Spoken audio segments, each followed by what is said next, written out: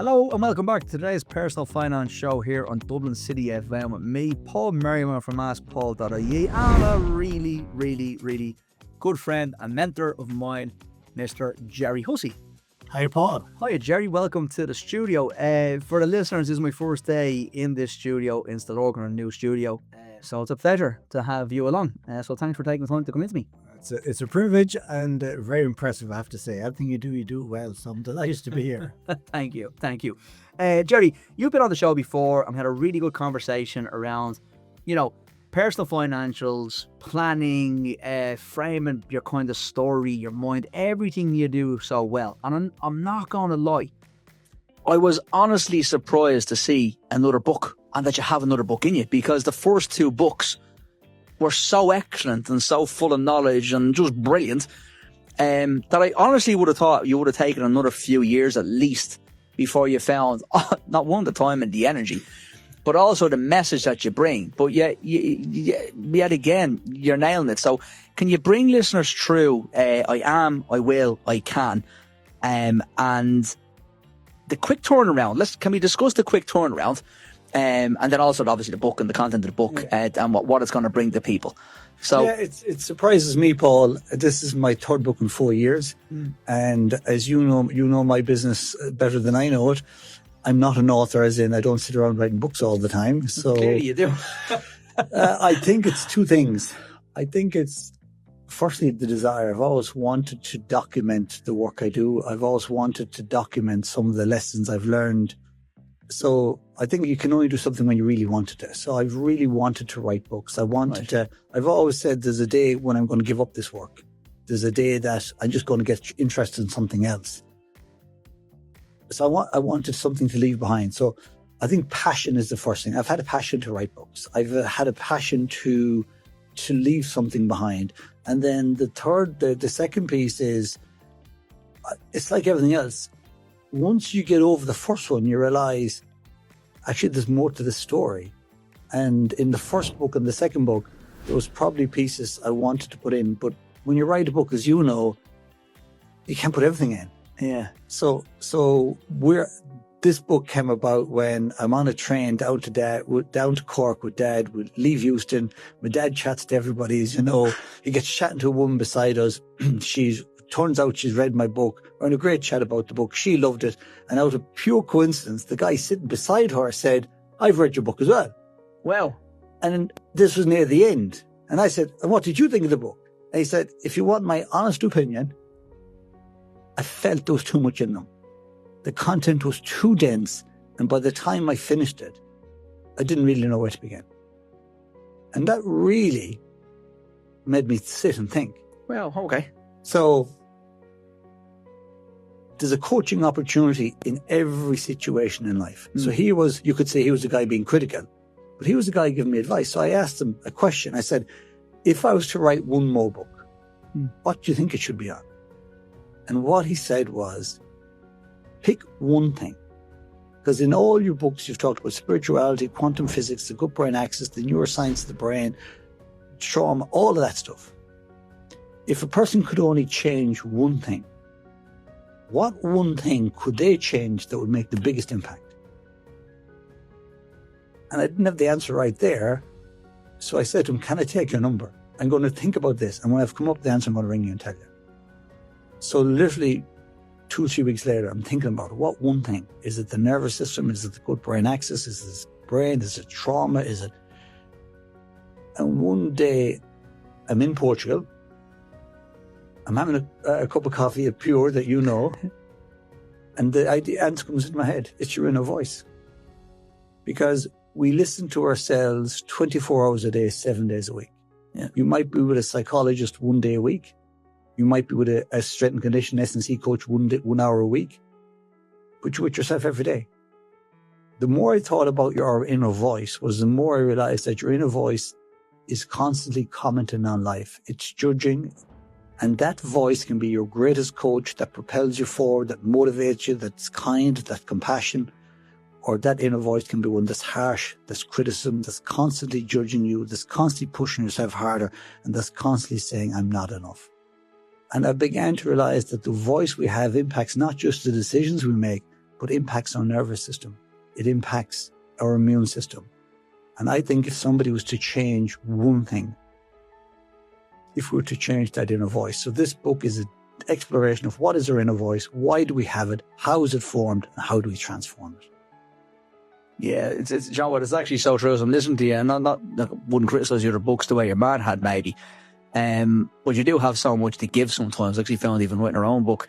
And my own book, it was, trying to cram everything in personal finance into one book, trying to give as much value as you possibly can to the reader. But yeah, you're probably right. Yeah, coming back down to it, it's just you. Yeah, you can talk about all the kind of stuff that we know works, like, the nervous system and your diet and your everything, but it is just you at the end of the day, isn't it? It's just you. And in Rocky, there's a great movie in a great style which says, really, it's just you against you. And I used to box not very well for years. And you've heard me say this lots of times. I came to realize that the greatest opponent was the one in my head. Mm. I think most of us wake up in the morning and the world is just the world. Things are just happening. But how do you interpret that? How do you perceive it? If there's a voice in your head saying, well, I have no point applying for that job because I won't get it. It's hard to meet people out there. It's hard to fall in love. I'm not really for yoga. Good things don't happen to me. Money's scarce. I'm no good with money. If that's the story that you're telling yourself, that's the subconscious belief you're forming. And I think for a lot of people, if you were to just change your story, something massive begins to happen. So, your life goes in the direction of the stories you tell yourself. And I think particularly then if that story is attached to something like, I'm not enough. I don't really matter. I'm not lucky. The world is unsafe and unpredictable. Then that makes us drive and strive and seek so much because we have this inner voice that is telling us we're not enough. We're trying to be enough, and no matter what we get, we end up back feeling we're not enough. Unless you change that inner voice, then no matter what you do in the outside world, no matter what you have in the outside world, is not going to change. You're going to end up feeling the same way, buying into the same story. Yeah, I suppose it is so true. And actually we see this with people with personal finances as well. Don't we find this, Gerry? And this might just a question to kind of probe into this. What about if you're in a relationship and there are two voices? Actually, four people really, the couple, and then what's going on in each other's heads. How do people combat that? Because I find that comes through in a lot of consultations we do with people that are in relationships, and they come in and sit down about their finances. And when they really dive in, I think COVID brought this out on people a lot, because before COVID-19, we used to do a lot of consultations one-on-one with people, and then they go back to their partner, their spouse, they come back to us a week later, yeah, we're doing this, and we'd never actually meet the two of them. It was very rare you'd meet a couple, because you usually meet people in work.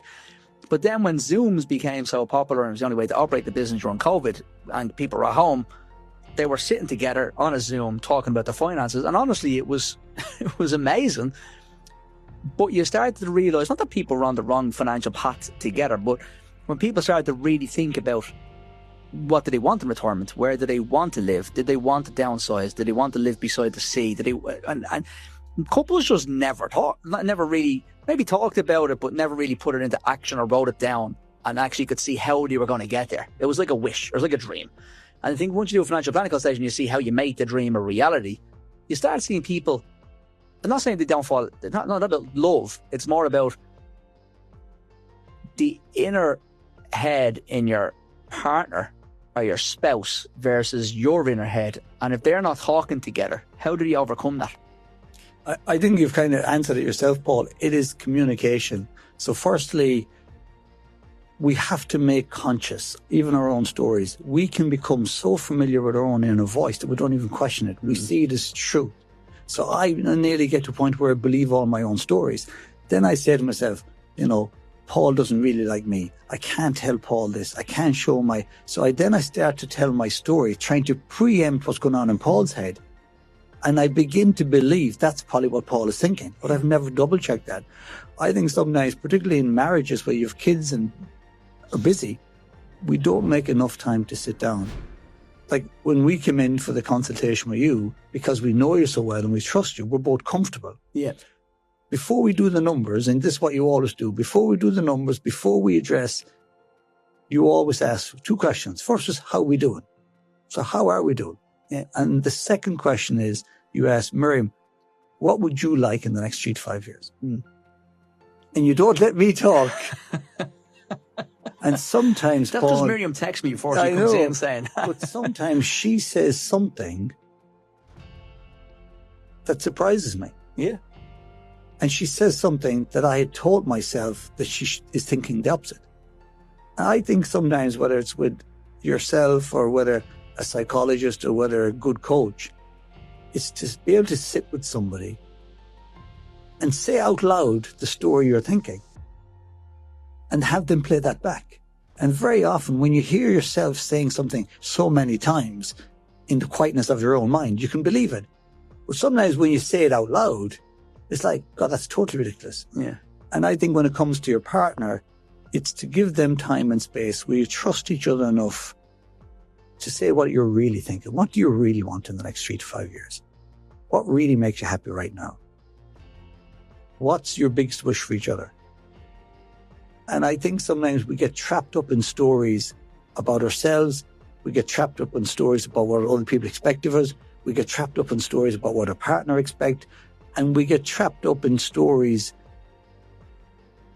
that lead us to the wrong conclusions. And I think it's regular communication where people feel safe and you just ask someone, what's the story going on here? What do you really want?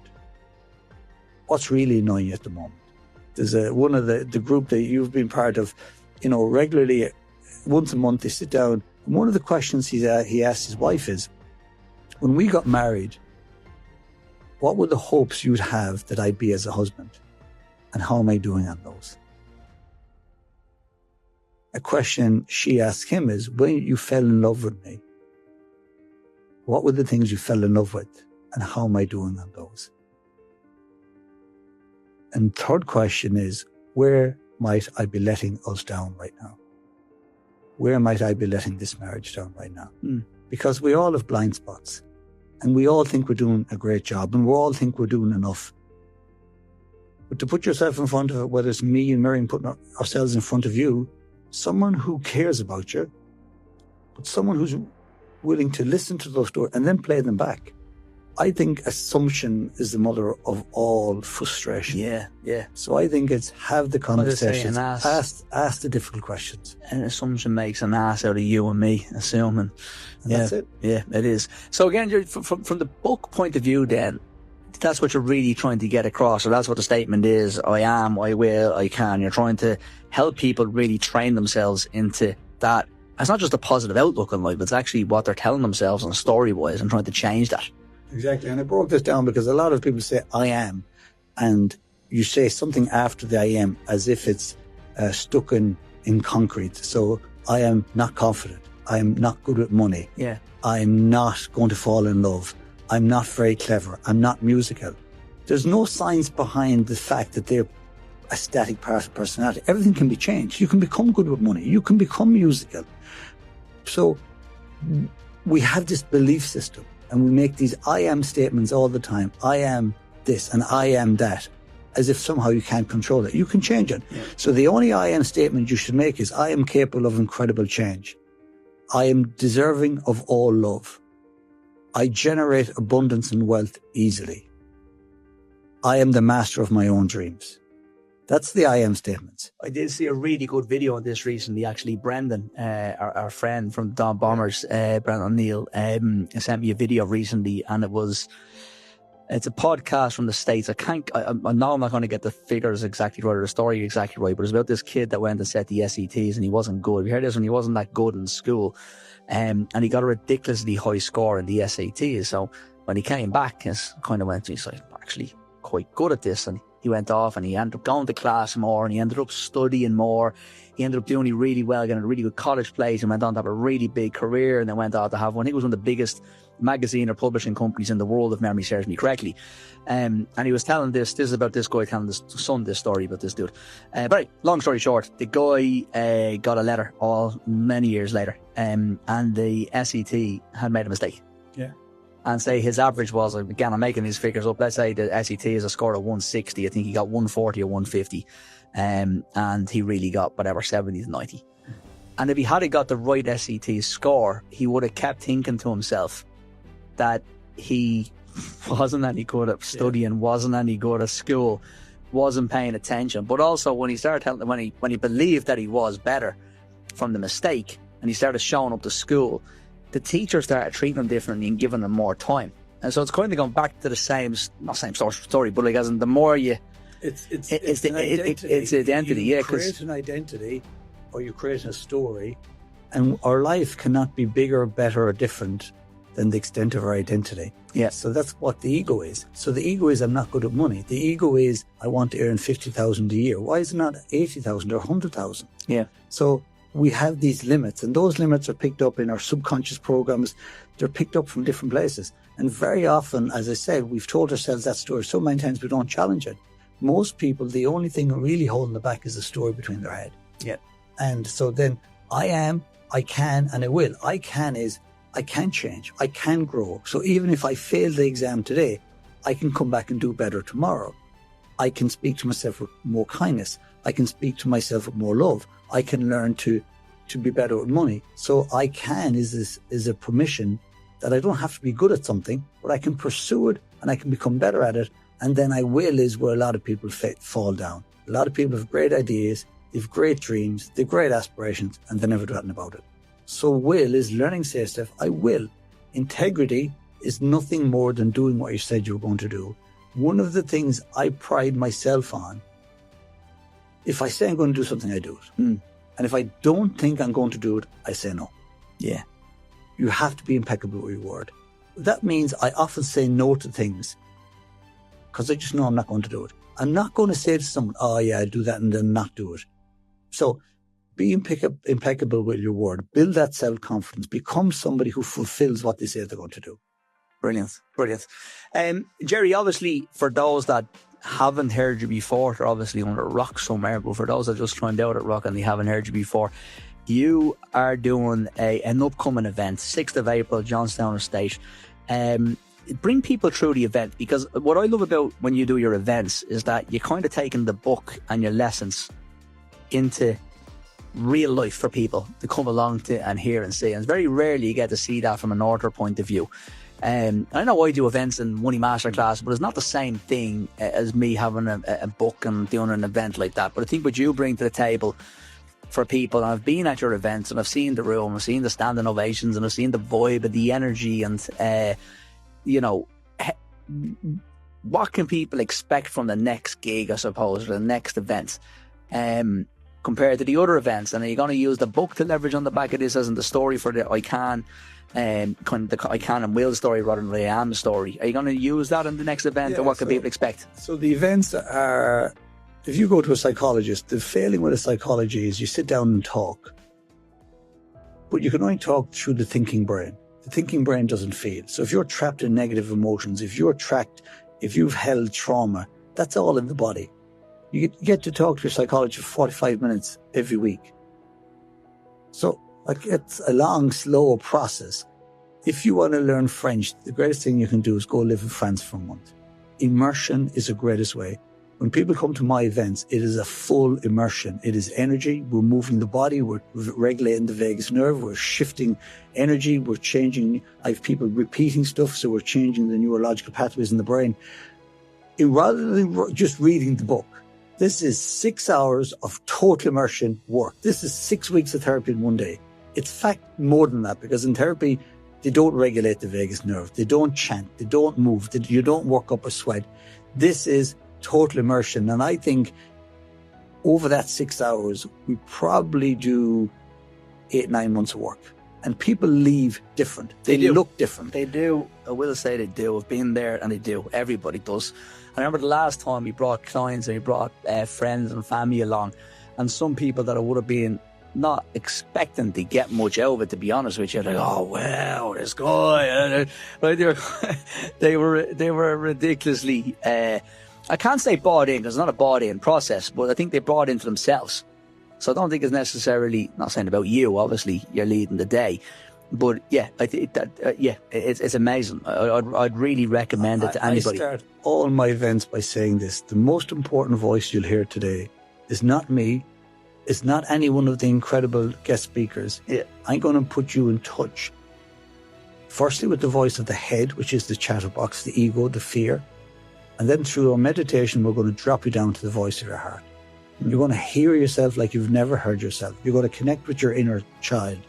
You're going to examine your life. You're going to see the way you're living, the way you speak to yourself, and you're going to ask, what is this about? In your deepest knowing, I'm going to ask you, who are you? What is your life really about? What do you stand up for?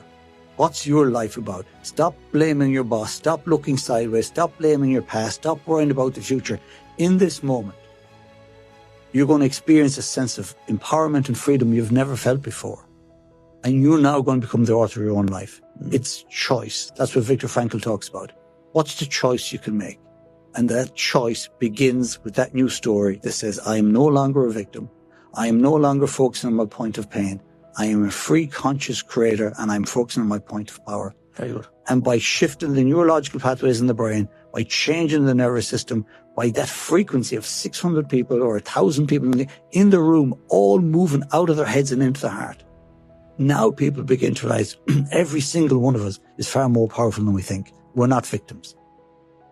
6th of April, Johnstown Estate. Tickets on, I presume it's gerryhussey.ie, and then also the Instagram page, Gerry Hussey, and the Soul Space page maybe as well, is on the Soul Space page. gerryhussey.ie, and my Instagram, we have a LinkedIn tree there.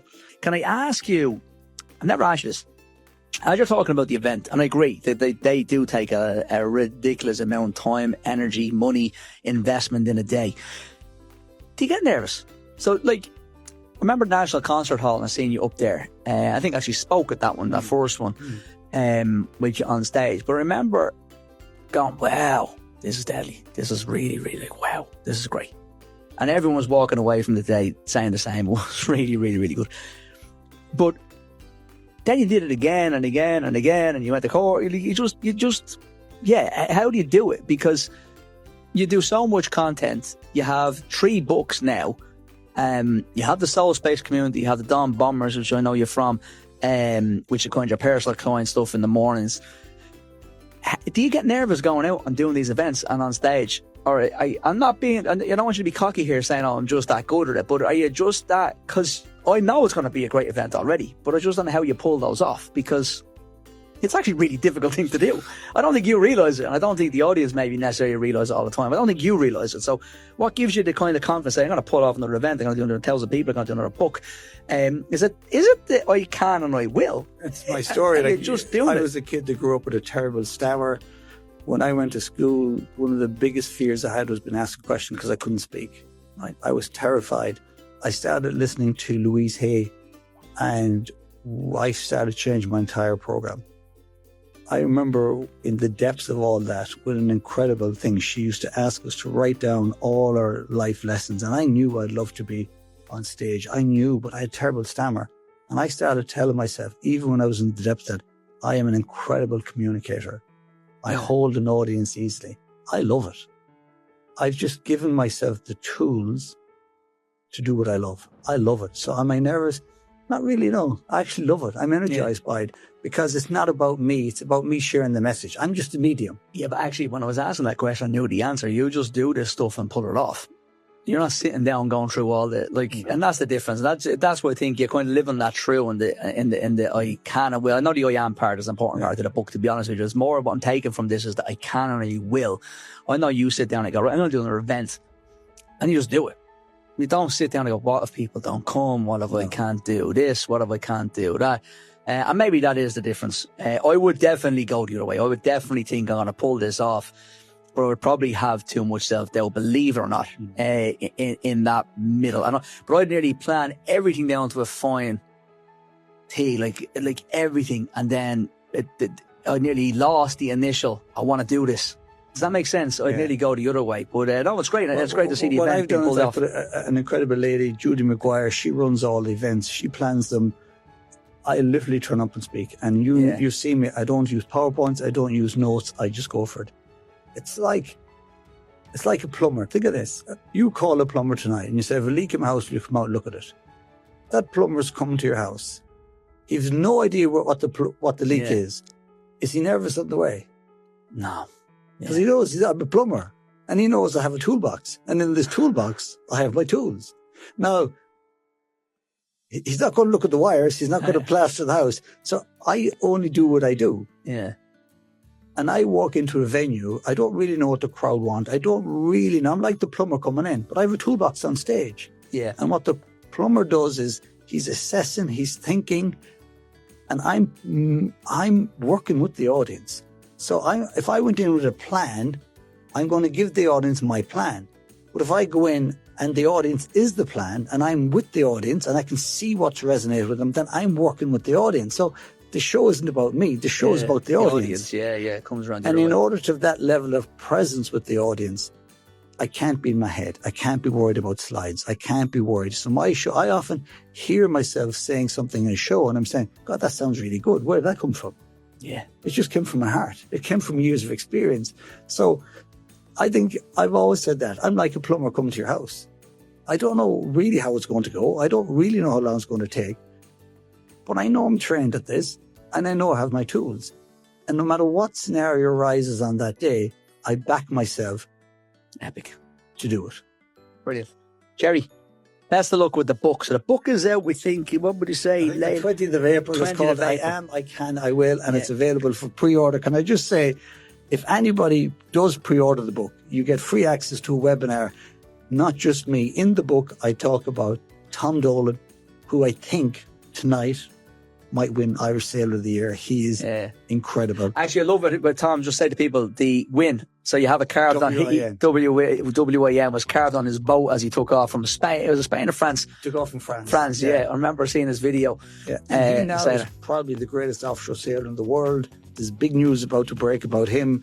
So Tom Dolan is going to be on the event. There's a girl called Laura Bonner that you know is going to be on the event, and probably my lifelong coach, the greatest mind I've ever met, Ravi, is going to be on the webinar. Yeah. And is that the webinar? Yeah. That's and when so you pre-order the book and you're going to get access to the free webinar. If you pre-order the book with Eason's, pre-order the book with Eason's, then Eason's will send you a link a few days before the webinar, and that gives you access to the webinar. Do you know what date the webinar is yet? No? No, you don't. No, it will be 20th of November. 20th of March, but we'll double check. Eason's. You should say to yourself, I can find that date. I can find that date. I will. I will. Yeah, but I would really, really love people to experience Ravi. I'll be Tom and Laura. I think they're in for a treat. I'll be logging onto that one too. Yeah, some amazing people lined up there. Some amazing people lined up there. I've already done it, but I haven't got a link yet. Gerry, thanks a million for coming into the studio. Really, really a pleasure as always to have you in. Very best of luck with the book, and no doubt a #1 bestseller again on the way.